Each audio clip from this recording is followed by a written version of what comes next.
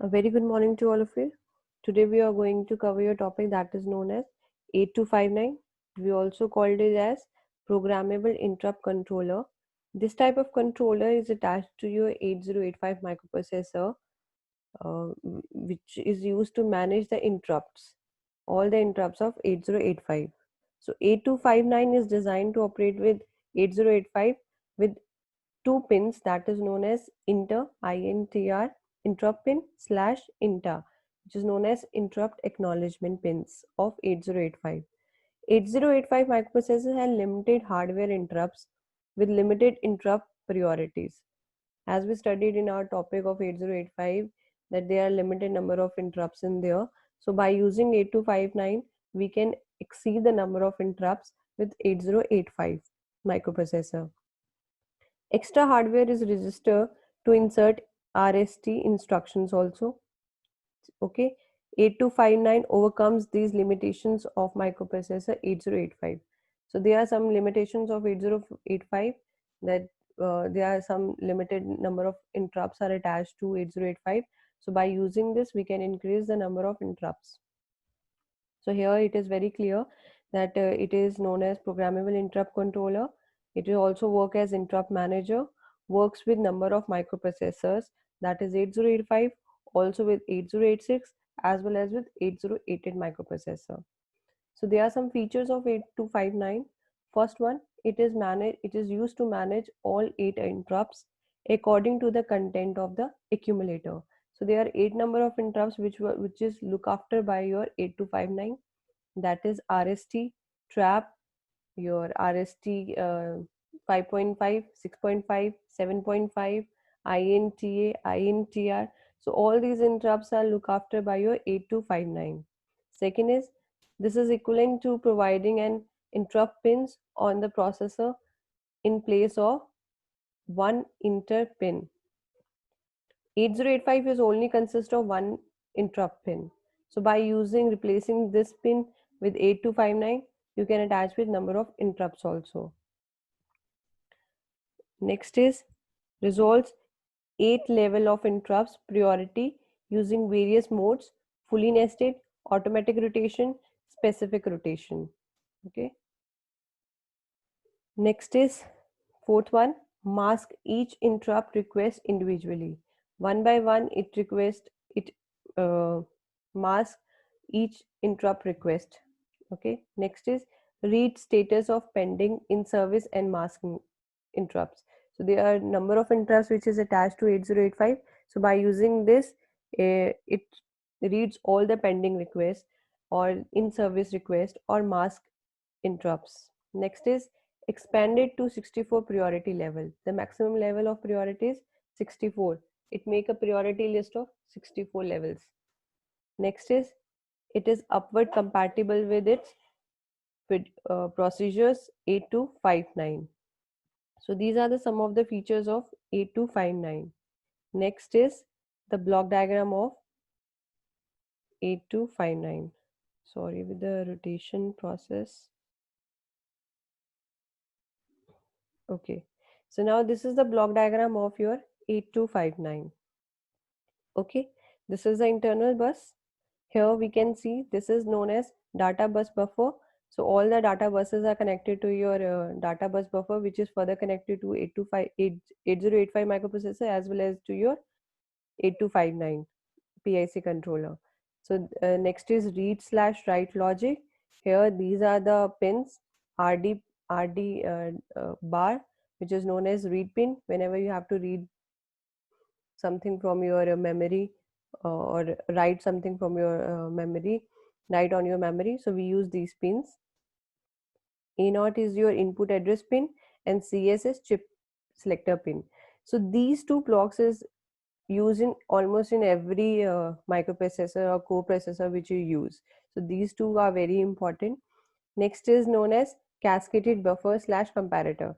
So there are three cascaded pins are connected to your cascaded buffer, which is used to cascade the number of 8259 in the sequence by using these two pins, SP slash slash EN en slash. This is used to enable the master or slave what cascaded or what 8259 pin interrupt is going to use. Okay, so next here you can see this is known as control logic. This control logic is further connected to your two pins of 8085, that is inter and inter. INT is known as interrupt pin of 8085 and INT is known as interrupt acknowledgement pin of 8085. So whenever you got the interrupt from 8259 to 8085, okay, the control logic will generate the interrupt and send to the 8085. So whenever it get the acknowledgement, then only 8259 will activate it. So this is known as control logic, which control all the functions related to the input output of 8259. So next there are three different blocks. So one is called as IRR, which is known as interrupt request register. IRR, interrupt request register. One is priority register, and this is interrupt service register. So there are three input these register we are going to study in detail. So there are 8 number of interrupt register pins are connected to your interrupt request register. So there are maximum number of registers are connected peripheral devices to this interrupt request register. Whichever request is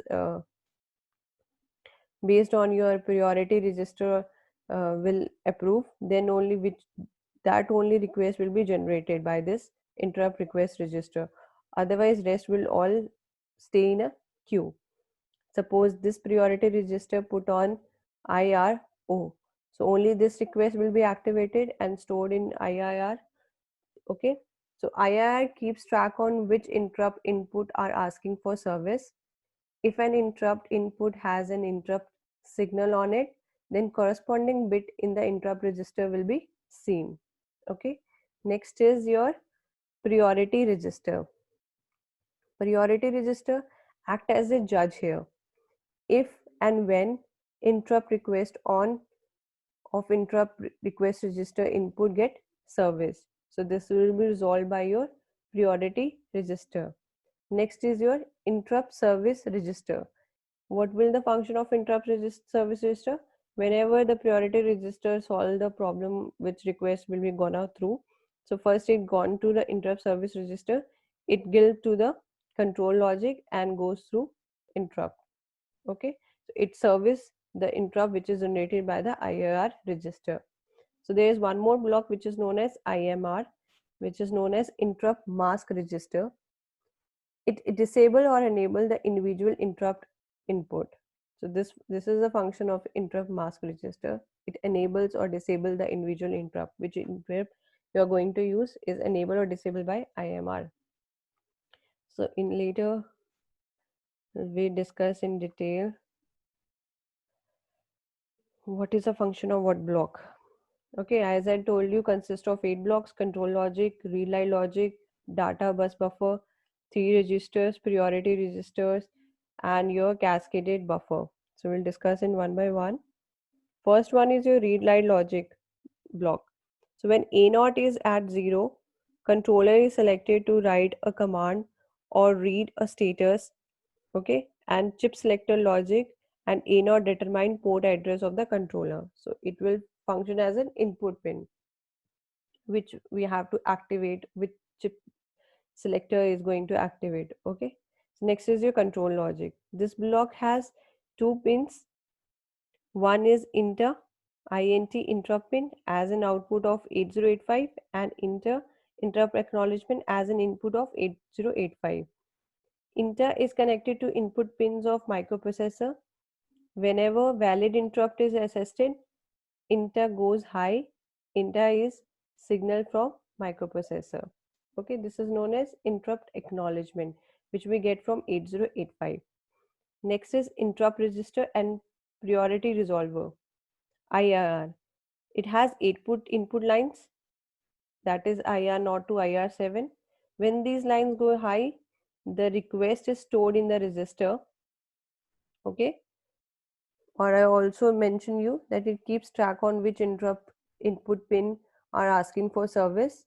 If an interrupt pin has an interrupt signal on it, then corresponding bit in the interrupt register will be seen.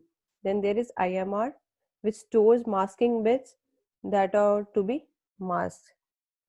Okay, next is priority resolver. Examine three registers and determines whether inter should be sent to microprocessor or not.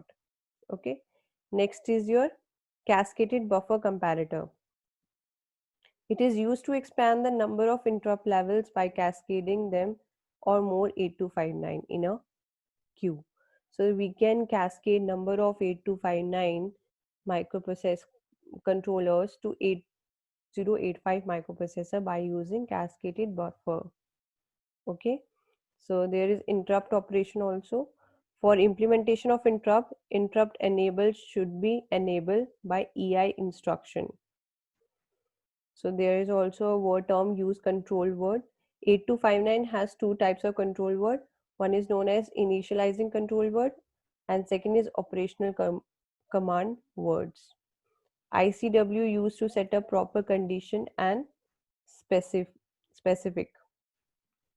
RST vector address. Okay. So for today, thank you very much.